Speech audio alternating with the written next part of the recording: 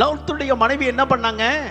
लोत की पत्नी क्या किया? உனக்கு செய்தி சொல்லப்பட்டது, उसके पास विषय உனக்கு சொல்லாம இல்ல, बताया गया, எச்சரிக்கப்பட்டது, वार्निंग दिया गया, நீ பின்னிட்டு பார்க்க கூடாது, फिर भी वो நீ திரும்பி பார்க்க கூடாது, मुड़कर ना देखना है, நீ உலகத்தை பார்க்க கூடாது, आप संसार को नहीं நீ விட்டு வந்தத பார்க்கவே கூடாதுன்னு உனக்கு எச்சரிக்கை சொல்லப்பட்டது. आपको क्या वार्निंग किया है?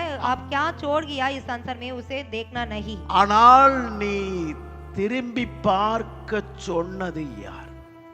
फिर भी लोत की पत्नी के पास क्या कौन कहा मुड़कर देखो? எப்பவுமே தேவன் பேசினதற்கு எதிரான ஒரு சத்தம் இந்த பூமியில கேட்டுக்கிட்டே இருக்கு.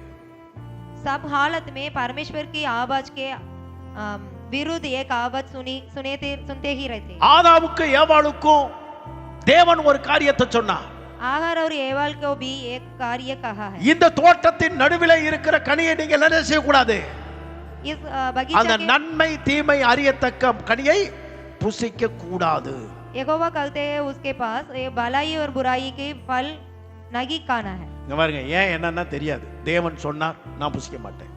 हम ओबे करना है, क्या क्या कहा है?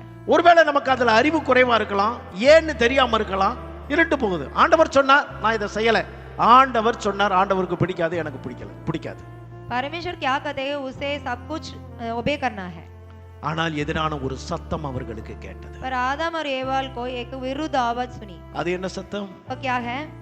ஓ, இதை புசிக்க கூடாது என்று தேவன் சொன்னதுண்டோ? परमेश्वर कहा कि यह खाना नहीं चाहिए. தேவனுடைய எச்சரிப்பை சந்தேகப்படுத்துகிறவன் யாராக இருக்கக்கூடும்?